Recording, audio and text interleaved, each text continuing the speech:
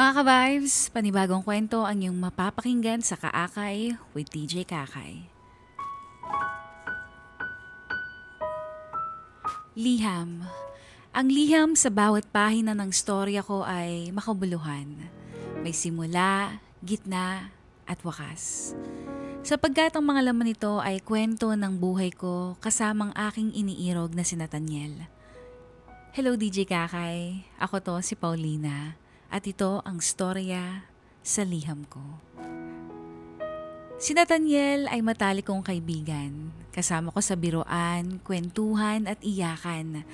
Lalo na kapag meron akong mga pinagdadaanan sa buhay. Naalala ko nung nawala yung mga magulang ko dati. Nung nag-aaral pa ako sa kolehiyo.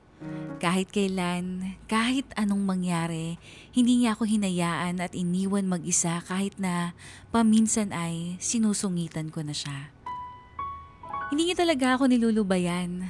Ayun bang kung nasan ako ay nandun din siya. Kahit nung may malubhang sakit ang pareho kong magulang, nandyan siya sa aking tabi upang makasigurado na okay lang ako. Dahil nga college friends kami at gusto niya ako noon pa, nagbitaw siya ng pangako sa akin na kailanman ay hindi niya ako hahayaan maging mag-isa habang pinupunasan niya ang aking mga luha sa mata. Ang saya pala sa pakiramdam ng may taong nandyan para sumalo kapag gumuho na ang mundo mong magulo. Bali ganito kasi nagsimula ang kwento namin sa aming pagsasama. Ito rin ang simula ng aking mga realizations kung paano, bakit at kailan nahulog ang loob ko sa kanya.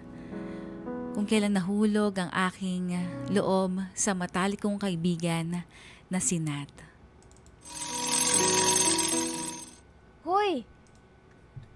Gumising ka na nga, nakakairita yung alarm mo. Kanina pang tumutunog. Ay, ito na. Babangon na. Ito naman ang agagan, lakas ng boses. Late ka na nga sa trabaho mo eh. Tsaka, bakit ba hindi ka umuwi sa inyo kagabi? Mas malapit nga office mo dun. Paano ko uwi sa amin? Tawag ka kaya ng tawag sa akin kagabi? Dahil lasing ka. O di syempre, di naman kita pwedeng hayaan sa daan. Baka mapano ka pa. Oo na. Sige na, dami mo pang sinasabi. Late ka na nga eh. Mag-ingat ka ha. Tsaka, salamat kagabi. Mag-message ka kapag may kailangan ka. Oo na. OA ka na masyado. Working na kasi si Nathaniel, DJ Kakay. Kaya habang nasa trabaho siya, ay ako naman ang naiiwan sa bahay namin na mag-isa. Sinubukan kong balikan ang mga nangyari kagabi, magmula sa kung paano niya ako pagsabihan sa daan at kung paano niya ako inalalayan pa uwi. Dahil magmula kanina, nababali ako sa kakaisip bakit siya nandito sa bahay. Pero grabe ha, hindi ko alam kung ako lang ba, pero nung tinignan ko siya nung gabi na yon, parang may kinang sa mata niya. DJ Kakay, noong gabi na yon na-realize ko bigla na may gusto na talaga ako kay Nathaniel. Na kaya pala parang may bumabagabag sa utak ko nung mga nakaraan. Alam ko namang matagal na kami magkaibigan pero wala eh. Tinamaan na ako sa kanya. Isipin mo naman, matangkad, sweet, maalaga at maasahan kaya madali siyang magustuhan. Sabi nga nila, pogi daw siya. Tingnan mo naman ako, kahit alam kong matagal na kami magkaibigan, susubukan kong sumugal. Pero napapaisip ako, parehas kaya kami ng nararamdaman? Kasi nung umamin siya sa akin na gusto niya ako nung college pa kami, syempre, di ko naman alam kung hanggang ngayon ba ay ganun pa rin ang nararamdaman niya. Naalala ko noon nasa library kami tapos habang nakatambay kami doon ay hindi na siya nagdalawang isip na bumulong sa akin. Sabi niya, Paulina, I like you. Gusto kita at hindi ko na itatago yon. Paninindigan niya kaya, DJ Kakay? Ilang linggo bago ulit kami nagkita ni Nathaniel, busy kasi siyang tao. Pero kapag may kailangan ako sa kanya, isang message o tawag lang ay nandyan na siya agad. Habang hindi ko siya kasama ay pinag-iisipan ko rin ng maigi kung totoo ba talaga ang nararamdaman ko sa kanya o kung dapat ba nasabihin ko sa kanya ang nararamdaman ko. Kaya susunod na magkikita kami, sa palagay ko naman ay kailangan kong sumubok dahil naniniwala ako na hanggat hindi ko sinusubukan ay hindi ko malalaman o mahanap ang mga kasagutan sa aking ninanais alamin o hanapin. Nat, naalala mo pa ba nung sinabi mo sa akin nung college tayo? Nasa library tayo nun. Tapos, binulong mo sa akin yun. Tanda mo pa ba? Ano yun? Nung umamin ka ba sa akin dati, hanggang ngayon ba, ganun pa rin yung nararamdaman mo? Oo naman. Teka lang, bakit pala ganyan ka magtanong? Kung naalala mo yon, bale the next morning kasi, after nung gabi na nalasing ako, para akong pinana ni Cupido. At napaisip ako, kasi hindi ko alam kung totoo ba talaga nararamdaman ko. Pero sinuri ko naman talagang kung mayroon at ayun, napagtanto ko na may gusto ako sa'yo. Ano ibig mo sabihin, Pao? Nat, nagugustuhan na kasi kita. Pagkatapos ng gabi na yun, dun ko na isip na ganun ka pala talaga kaalaga.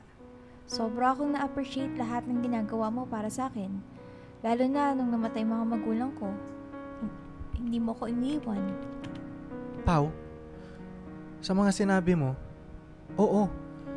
Hanggang ngayon gusto pa rin kita. At hanggang ngayon, ginagawa ko pa rin lahat ng mga sinabi ko sa'yo magmula noon. So, anong balak natin ngayon? Pareho na tayo ng nararamdaman. Willing ka bang sumugal? Matagal na kasi tayo magkaibigan Handa ka bang sumubok at mag-risk kasama ako? Oo naman. Hindi natin kailangan madaliin to. No pressure pero para sa ating dalawa, Pao, kung kailan tayo handa, saka tayo sumugal. Nagigets ko naman ang point mo, Nat. Tama ka naman. Hindi natin kailangan magmadali. Naniniwala akong good things take time. 'Di ba? Tiwala lang tayo sa isa't isa. Pagkatapos ng gabi na iyon, November 22, syempre sinimulan na naming subukan mag-adjust dahil alam na namin ang nararamdaman namin sa isa't isa. Hindi ko nga inaasahan na hahantong kami sa ganitong sitwasyon na kung saan parang dati lang matalik na magkaibigan kami pero ngayon mukhang siya pa ang makakasama ko hanggang sa pagtanda naming dalawa.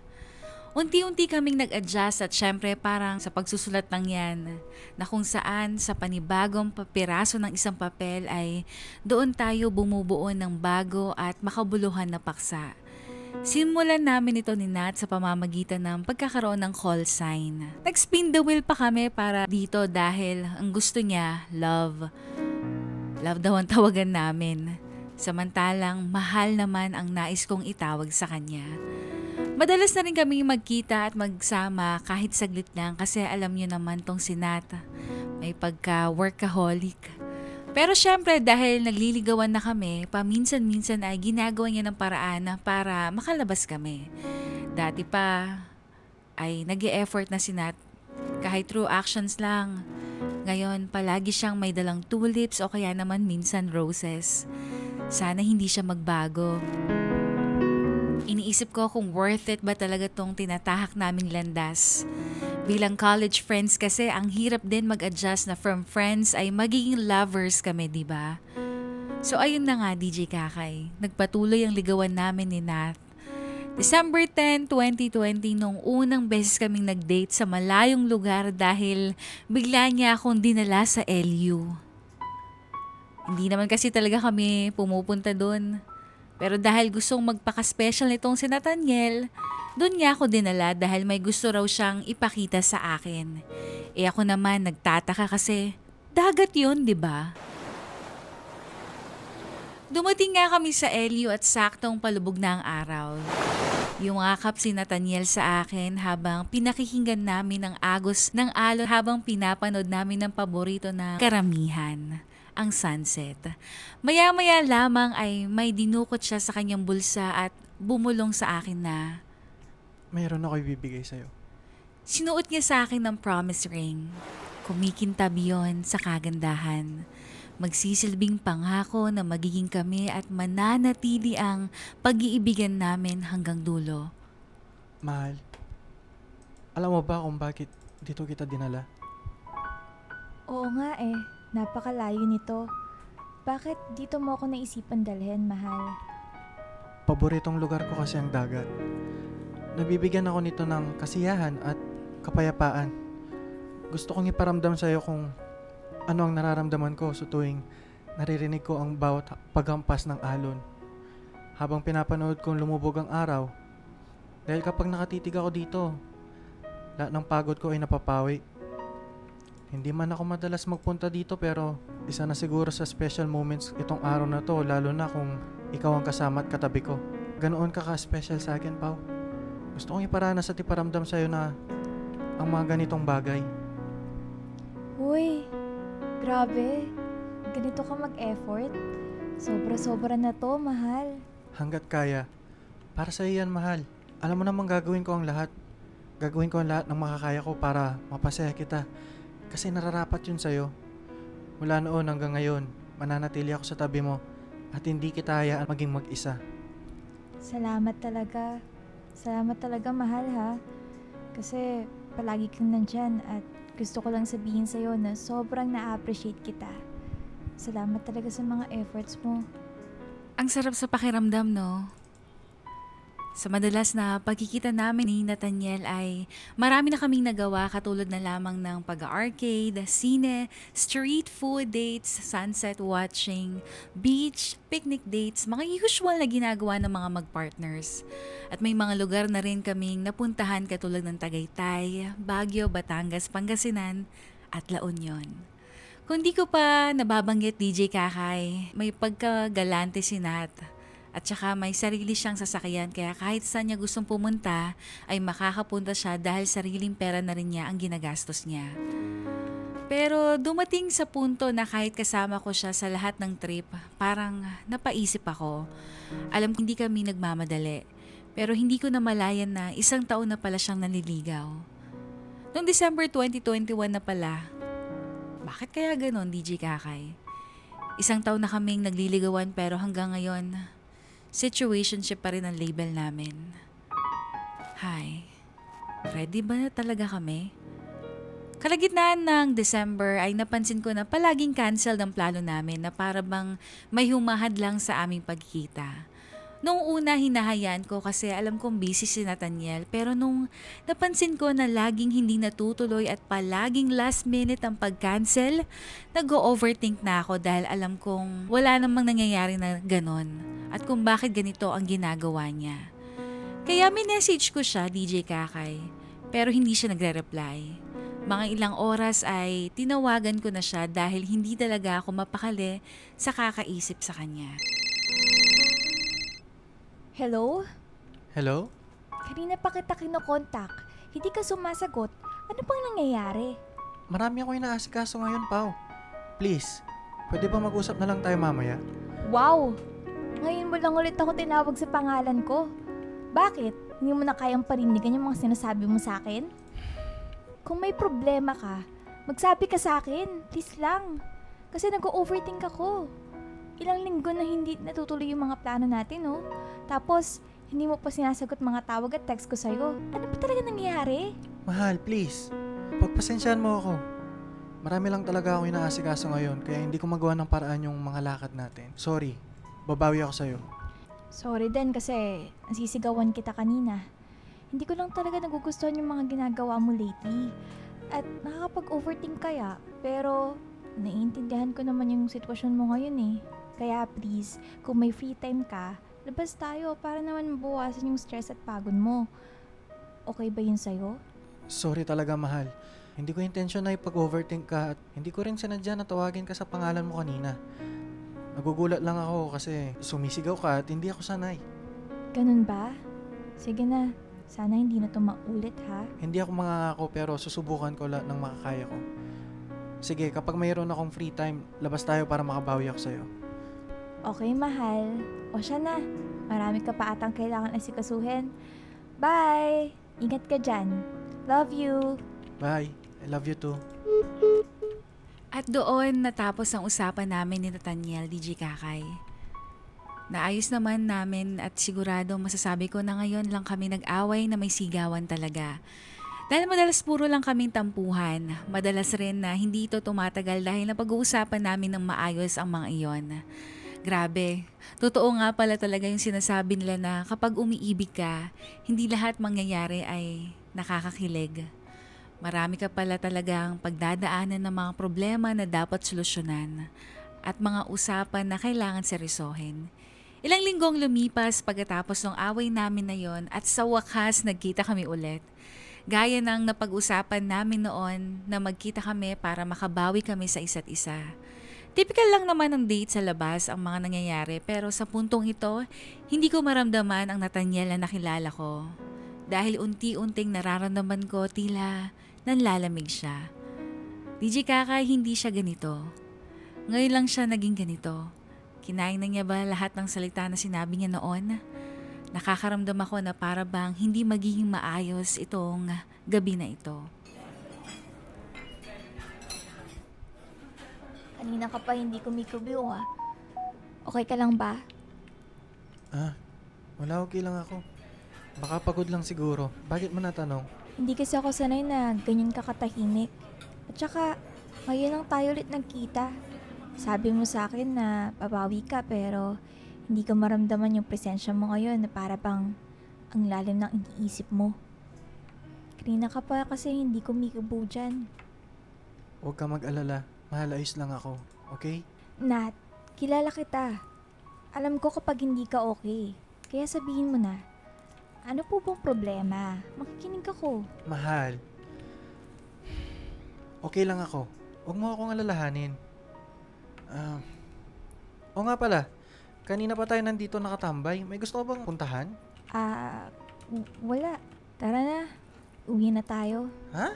Ang haga pa. Sigurado ka? Oo, halika na. Mukhang wala rin namang patutungan tong gabi na to. Narinig ko yun, Pao. Ano na naman ba? Mag-aaway na naman ba tayo? Anong ano na naman ba? Ikaw tong kanina pang tahimik. Ikaw na nga tinatanong ko ayaw pong magsabi. Ito na naman tayo nate. Ngayon na nga lang tayo nagkita ulit. Hindi ko na nga nararamdaman yung presence mo eh. Parang hindi ito yung Nat na maligalik at masiyahin kapag nakikita ako. Magmula pa kaninang binati kita, parang wala kang gana. Pao. After 1 year. After 1 year, Nat.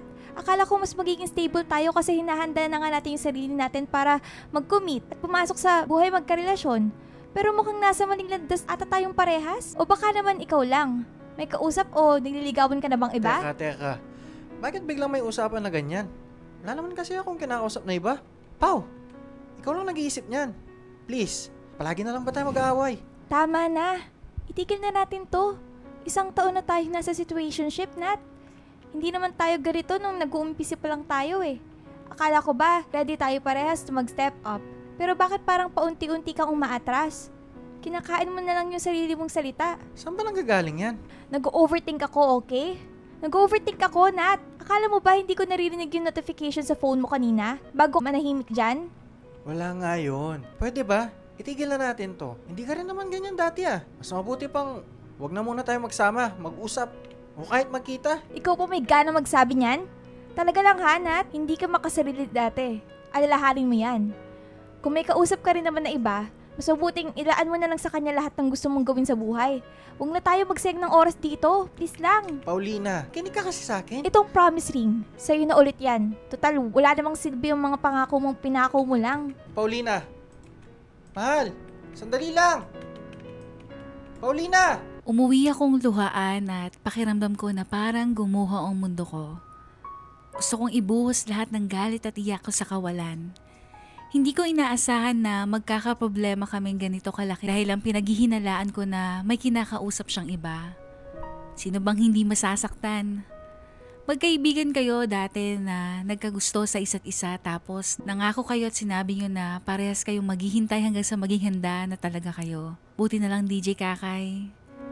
Habang naghahalongkat ako ng gamit ay meron akong nakita rito sa kwarto ko na papel. Bigla ko lang naisip na simula ngayon, dito ko na lang isusulat lahat ng mga nararamdaman ko sa pamamagitan ng isang liham. Kasi kaninang umaga, nagulat na lang ako na inalis niya ako sa contacts niya kahit sa Facebook at Instagram, wala na rin. Paano niya nagawa yun? Habang tinitignan ko rin ang mga contacts ko, nakita ko sa listahan ng kaibigan ko na si Yuri. College friend namin ni Nathaniel pero hindi rin masyadong nakakasama dahil may sarili siyang circle of friends. Ang tagal ko na siyang hindi nakakausap na para bang kay Nathaniel na lang umiikot ang mundo ko. Kaya naisipan ko mag-reach out kay Yuri at buti na lang, hindi siya nagpalit ng number. Kaya nagkausap kami at nakapag-catch up ako sa kanya.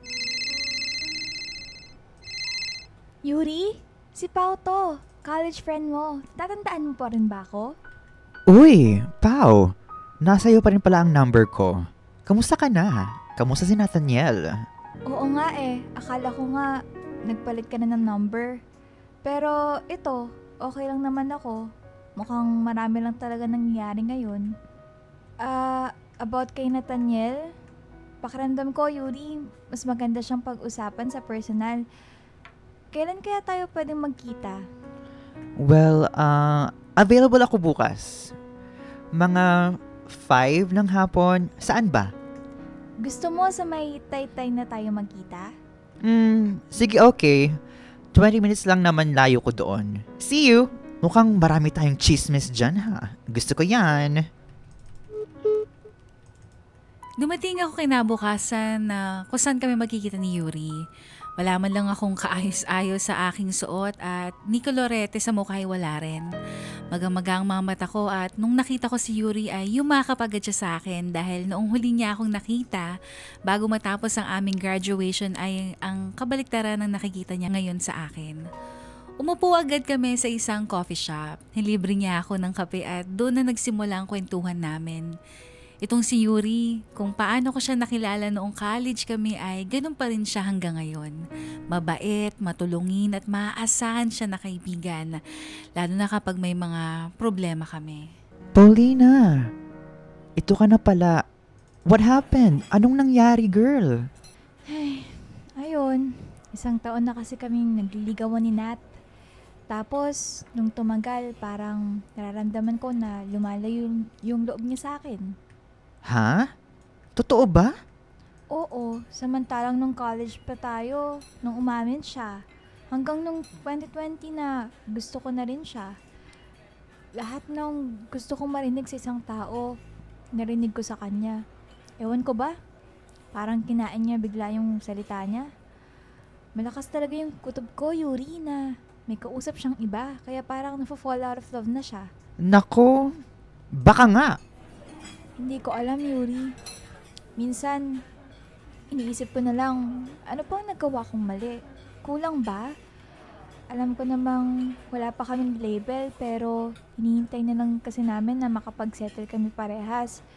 Tapos, ayun, biglang nanlalamig siya sa isang iglap. What?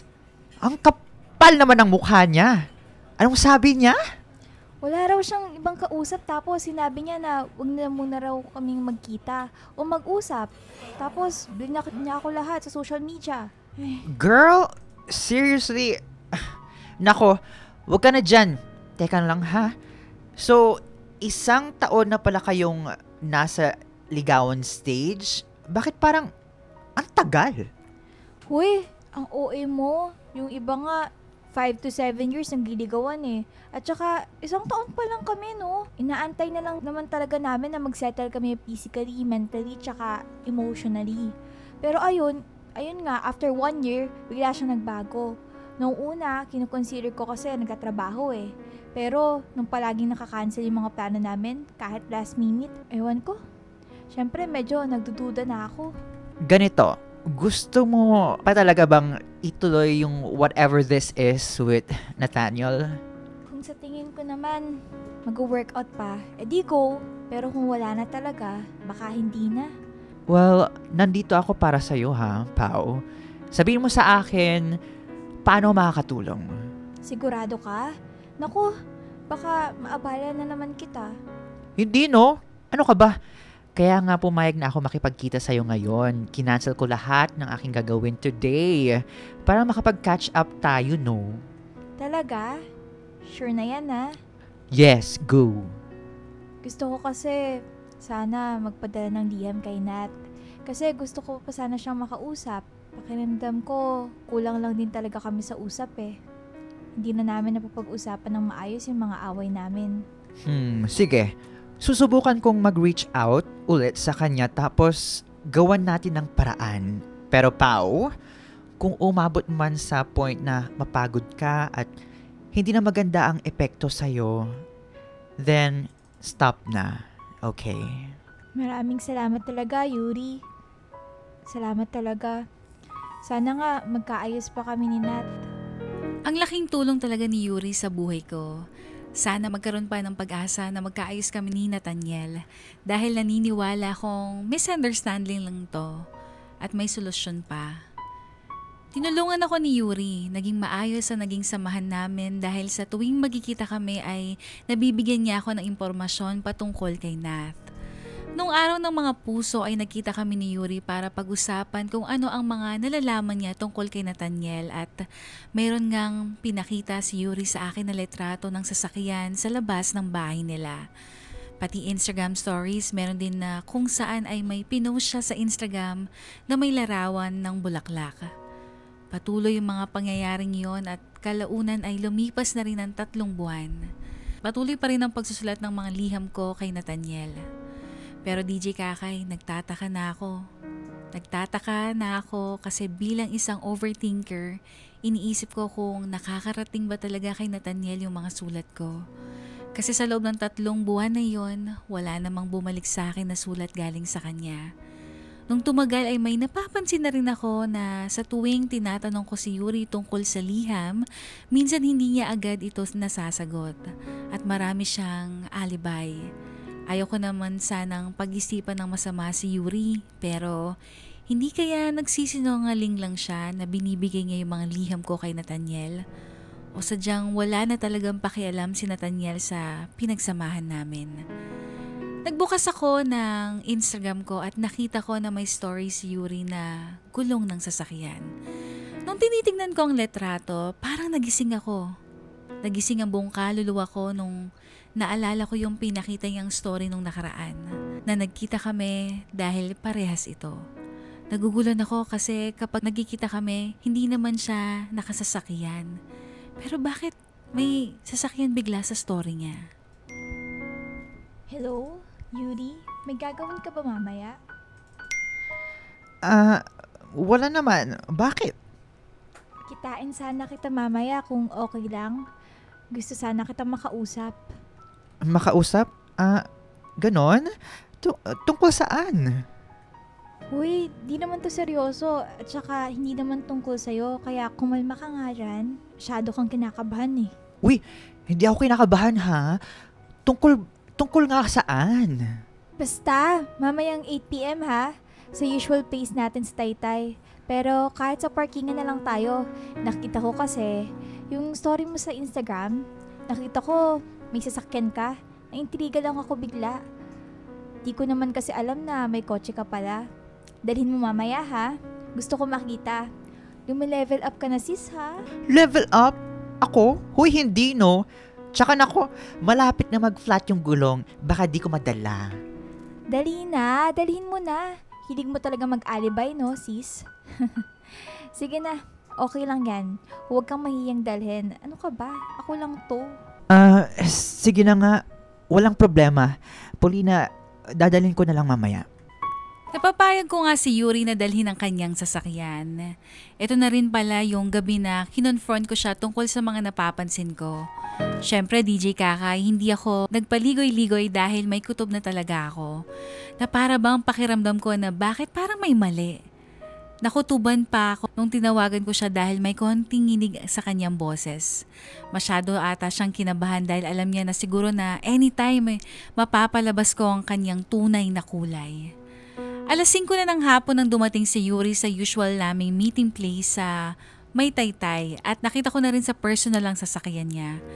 Parehas ang model, kulay at gulong at dulong number ng kanyang plate number. Akala ko pa naman mabuti talaga siyang kaibigan kasi ang tagal na namin siyang nakakasama pero hindi ko inaasahan na may plot twist pala kagaya ng mga nangyayari sa pelikula. Sa pagkikita namin ni Yuri, dito ko nalaman ng totoo, DJ Kakay. Ang sakit lang na kaibigan mo pa pala mismo ang sisira sa'yo. O Yuri, bakit para kang nalugi? Wala. Medyo na-traffic kasi ako sa highway. Nainip lang ako sa mga stoplight. Anong meron? Anong meron girl tungkol saan yung pag-uusapan natin? Yuri, maging straightforward na tayo rito. Magtatago ka na nga lang. Bakit di mo pa ginalingan? Ha? What do you mean, Pao? Tingin mo, hindi ko nahahalata yung pagdadahilan mo sa akin kapag tinatanong kita tungkol sa mga pinapaabot kong liham? At yung story nyo, about sa kotse. Yuri, noong February 14, akala mo hindi ko napansin na nagmamadali ka kahit 7 p.m. pa lang? Lahat yun pinalipas ko. Paulina? Galingan mo naman, Yuri. Kasi ang dali mong mahuli eh. Akala ko pa naman mabuti kang tao. Katulad ka lang rin pala nila. Di ko intensyon, Paulina. Mali ka na. Tama na, Yuri! Kailan mo pa didiktahan si Nathaniel, ha? December 2021? O baka pati yung pag-block sa akin ng contact ni Nathaniel, ikaw rin ang may gawa. Grabe, napag-connect ko yun lahat, Yuri. Ganyan ba kababang tingin mo sa sarili mo? Ha? Kaya nagawa mo yun? Walang giya ka, Yuri. Paulina, let me explain. Nagmamadali ako noon kasi sinubukan kong puntahan yung sasakyan na nasa story ni Nat para makita ko yung kanino ba yung sasakyan na laging nakapark doon. Yuri, hanggang kailan ka ba magde-deny? Ano bang nagawa ko sa'yo? Bakit ba pilit mo pa rin dine-deny? Pao, tinutulungan kita gaya ng pinag-usapan natin nung una tayong nagkita ulit. Tinutulungan? Para ano? Lumayo ang loob ko kay Nat? Naririnig mo ba ang sarili mo? Pao, gising! Baka nakakalimutan mo na kung hindi dahil sa akin, hindi mo magiging kaibigan yan si Nathaniel. Teka, bakit may sumbatan bigla? Yuri, simula nung college tayo, may gusto na sa akin si Nat. Hanggang sa nakagraduate tayo at nagkaroon ng kanya-kanyang trabaho. Kaming dalawa ang madalas na magkita. At doon ako nagkagusto rin sa kanya. Yuri, 1 taon na kami nagliligawan. 1 taon na kami nasa situationship at iniintay na lang namin ang isa't isa na magsettle bago kami pumasok sa isang relasyon. Paulina? Ano, Yuri? Kung hindi ko pa pala maisipan na mag-message sa'yo sa contacts, hindi ko pa malalaman agad na ikaw pala yung dahilan kung bakit nagbago sa isang iglap si Nat. Paulina, hindi ko naman kasi alam na ipagpapatuloy pala ni Nathaniel ang pagpursue sa'yo. Kahit ilang years na tayong graduate, patawarin mo sana ako, Paulina. Huli ng lahat, Yuri. Huwag mo na akong lalapitan o kausapin pa. Hindi na kita may tuturing na kaibigan simula ngayon. As usual, nag-walkout ako sa sobrang pagkadismayado ko dahil gusto ko silang murahin lahat. Pare-pareho lang silang lahat, DJ Kakay. Traidor silang lahat. Hindi ko lang din matanggap lahat ng nalaman ko dahil para akong papel na sinulatan, nilukot at pagkatapos ay tinapon sa lapag. Pagkatapos ng usap namin ni Yuri nung gabi na yon na hindi na kami nag-usap ulit dahil naglaho na rin ako sa mundo na parang bula. Nagsariling buhay na rin pala si Yuri pagkatapos nun dahil siguro nahiya siya sa mga ginawa niya. Which is good kasi ibig sabihin lang nun ay hindi ko na siya makikita. Sa totoo lang, hindi pa rin ako makapaniwala na hindi pala nakakarating lahat ng liham ko kay Nathaniel. Ito na nga pala ang paraan ko para masabi ko lahat ng gusto ko kay Nathaniel dahil mukhang nag-cut na siya ng connection sa akin. Akala ko si Yuri na ang tulay para magkaayos o magkaroon kami ng communication ni Nat pero si Yuri pala ang naging hadlang sa lahat. Hi, DJ Kakay. Ito naman kasing si Nathaniel, hindi lang naging honest na may kausap at gusto na pala siyang iba. Kung ano-ano kasing sinasabi na kesyo, I like you, gusto kita, hindi ko na itatago yon at kung ano-ano pang mga ganong bagay. Kumbaga, trinaydor ako ng 2 kong kaibigan tapos na-love bomb pa ako. Ayun pa sa unang ginawa niya lahat ng sinasabi niya para makuha niya ang loob ko pero kapag tumagal, biglang hindi na niya pala kayang panindigan at bigla siyang nagbago sa isang iglap. Dinadala niya pa ako sa LU. Di naman pala totoo. Hindi ko inakala magkakaroon na ng wakas ang storya namin ni Nata. At ang huling nagkita kami at huling nag-away kami ay hindi na pala maayos pang muli. Mayroon pa sana akong isusulat na isa pang liham na nais kong ipadala kay Nathaniel. Kaya lang, hindi ko na tinuloy kasi napagod na lang din ako. Isipin mo sa loob ng 3 buwan, akala ko may pag-asa pa. Nakakala ko magkakaroon pa kami at pagsubok lang lahat ng iyon. Akala ko nga pansamantalang lang yung space na gusto niya, pang matagalan na pala. Bumitaw na pala talaga siya. 2 taon ang lumipas nung ako ay nanahimik at lumayo sa lahat. Gaya nga ng sinabi ko, lumayo na rin si Yuri at ngayon sa hindi ko inaasahang pagkakataon ay nagkita ko siya ulit. Mag-isa lang siya pero mukhang may inaantay. Hindi ko nga inaasahan na lalapitan niya ako at kakausapin nung nakita niya ako sa kabilang kalsada. Paulina! Nat? Anong ginagawa mo rito? Wala, naglilibot lang. Kamusta ka pala? Alam kong hindi na natin napag-usapan ng maayos yung nangyari dati. At alam ko rin na hindi ito ang tamang oras o lugar para kausapin ka. Pero gusto ko sanang humingi ng tawad sa'yo. Okay naman ako. Bakit ka pala nagsusorry? Matagal na naman yun. Pau, oo, alam kong matagal na yun pero gusto ko mag-sorry sa'yo. Pagpasensyaan mo na ako kung hindi ko na napanindigan mga sinasabi ko sa'yo noon. Ewan ko ba? Ready naman na ako pero di ko rin alam bakit humanap pa ako ng iba. Nat, hindi mo magagawa yan nang wala kang dahilan. Nakulangan ka ba sa akin kaya sinubukan mong hanapin yun sa iba? Aaminin ko, kumausap ako ng iba. Oo, mali ako.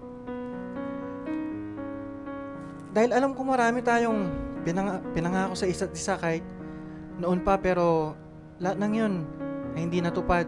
Sabi ko, paninindigan ko lahat ng sinabi ko. Totoong gusto kita, oo. Sinabi ko rin na hintayin natin ang isa't isa na maging ready. May promise ring pa. Binigyan kita kasi gusto kong bigyan ka ng assurance. Pero lahat ng yun, nabaliwala nung tumagal dahil unti-unti ko nare-realize na hindi pa pala ako handa. Pero Nat, bakit? Bakit ka kumausap ng iba kung hindi ka pa pala handa? Na-fall out of love ako, Pao. Hindi ko rin alam kung bakit, paano, o kailan nangyari. Nat, nung panahon na yon, pinaramdam mong gusto mo ko. At parehas nating hinihintay na mag-settle tayo bago tayo pumasok sa isang relasyon. Pero habang hinahanap mo yung kasagutan sa mga tanong mo, kumausap ka ng iba. Nasaan ako noon? Paulina, ganito kasi. Love! Nandito ka lang pala. Kanina pa kita hinahanap. Kung saan-saan ka nagpupunta. Oh, love. Ito ba yung kinakwento mo dati? Oo, love. Si Nathaniel. Nat, si Ella nga pala, girlfriend ko. Girlfriend mo? Hello, Ella. Nice to meet you. Nat na lang itawag mo sa akin.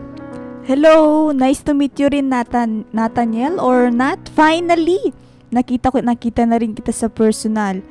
Nakita ko na rin yung kinikwento sa akin ng girlfriend ko. So, kumusta ka naman?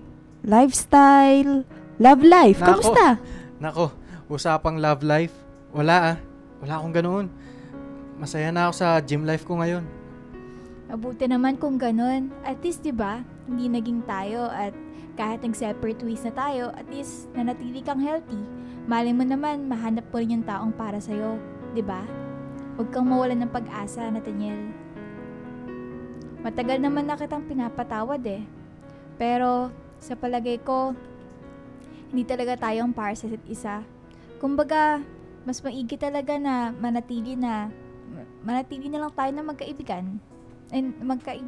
Kasi sa simula ng story natin, matalik na magkaibigan naman talaga tayo eh. 'Di ba? Ilang taon ko pinagsisihan ng lahat ng mga naging desisyon ko, Pao. Pero nagpapasalamat pa rin ako dahil pinagtagpo tayo ng tadhana. Hindi man nagkaroon ng wakas ang storya nating dalawa pero masaya ako dahil kahit hindi na tayo ang magkasama, parang may magandang wakas ang kanya-kanya nating kwento. Yung mga liham pala, natatanggap mo ba talaga yung mga yun? Aaminin ko, oo. Natatanggap ko pero hindi ko kayang harapin ang mga papel na yon. Dahil nahiya ako sa mga ginawa ko. Kaya imbes na sumulat ako pabalik sa'yo, nilulukot ko na lang, binabagsak sa lapag. Pasensya na talaga. Ano ka ba? Okay lang yon. Tagal na nun eh. Love? Saka okay na rin ako. Ha? Love, tara na. Late na tayo sa pupuntahan natin. Ay, oo nga pala. O sige na, Nat. Good to see you ulit. Salamat dahil kahit dito tayo nagkita sa random na kalsada at least nasagot na yung mga tanong na matagal ko nang nakabaon sa isipan ko. Mag-iingat ka palagi, ha? Mag-ingat din kayo, Pau at Ella. Pagkatapos ng pag-uusap namin sa kalsada ay naghiwalay na ulit kami ng landas. Kagaya ng pagsalungat ng aming landas noong magulo na ang sitwasyon naming dalawa. Nagpapasalamat ako sa tadhana dahil binigyan niya ulit kami ng isa pang pagkakataon para magkita dahil sa wakas ang mga katanungan na matagal ko nang ibinaon sa nakaraan ay muling nahalungkat upang mabigyan ng malinaw na kasagutan ng mga bagay na hindi na namin muling napag-usapan. Gaya nga ng sabi ni Nathaniel, masaya siya kahit na hindi kami ang magkasama sa dulo ng pahina. Dahil magkaiba man ang landas naming dalawa ay payapa namang nagwakas ang kanya-kanya naming istorya. Masaya ako DJ Kakay dahil hindi pa man yan hahanap ang para sa kanya, pero at least alam ko nasa mabuti siyang kalagayan ngayon. Para sa akin naman, masaya rin ako dahil hindi man si Nathaniel ang naging wakas ko. Nandyan si Ella, ang aking girlfriend, para tapusin ang kwento ng buhay ko na nais kong magkaroon ng maganda at makabuluhang wakas.